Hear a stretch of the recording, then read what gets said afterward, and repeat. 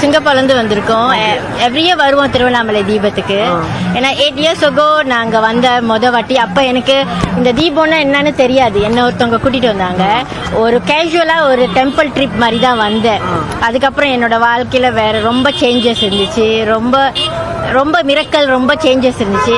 அப்போ இது ஒரு கிராட்டிடியூட், ஒரு நன்றி கடனாக தான் நான் எவ்ரி இயர் வந்து அவரை பார்த்து அவர் தேங்க்யூ சொல்கிறதுக்கு தான் வரேன்.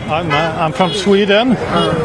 Asman is my name, and I was here in last year, December, January, and now I come back.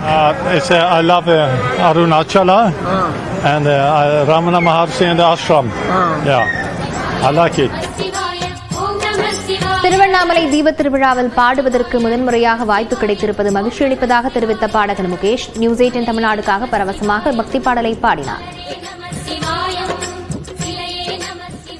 நான் முதல் முறையா மகாதீபத்தில் பாடுற ஒரு வாய்ப்பு. ஏன்னா நிறைய முறை திருவண்ணாமலை வந்திருக்கேன். ஆனால் மகாதீபம்ல பாடுற ஒரு வாய்ப்பு இது வரைக்கும் எனக்கு கிடைச்சிருந்ததுல இன்னைக்கு தான் இறைவன் அந்த வாய்ப்பு எனக்கு கொடுத்துருக்காரு. அது ரொம்ப ரொம்ப சந்தோஷமா இருக்கு. சித்தமெல்லாம் எனக்கு சிவமயமே, உன்னை சேவித்த கரங்களுக்கு இல்லை பயமே.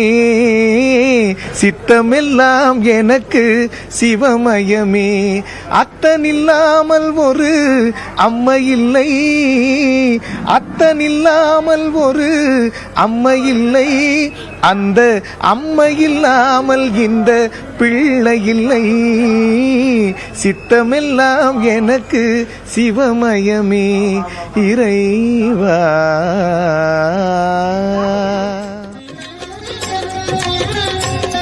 திருவண்ணாமலை தீப திருவிழாவையொட்டி இன்று மகாதீபம் ஏற்றப்பட உள்ள நிலையில் மலை மீது நெய் எடுத்துச் செல்லும் பணி நடைபெற்று வருகிறது. கரடுமுரடான பாதை என்றாலும் ஒவ்வொரு ஆண்டும் செல்வதால் எளிதாக மலையேறி விடுவதாக இந்த பணியில் ஈடுபட்டு வருவோர் கூறுகின்றனர்.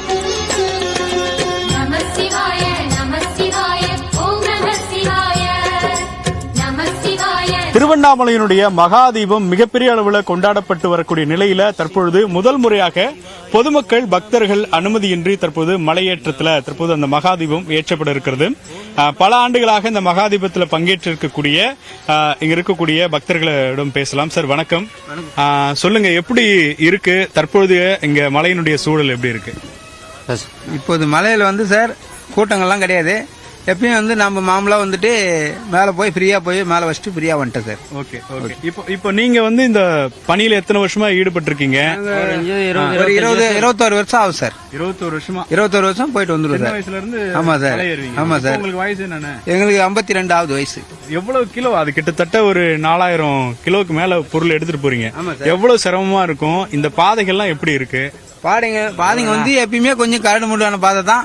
நம்ம மேல ஏறி போயிட்டு நாங்க மாமலா போறதுனால நாங்க போயிடுவோம். ஒரு நாளைக்கு அந்த டின்னு 18 கிலோ. 18 கிலோல இருந்து 60 பேர் 60 டின்னு.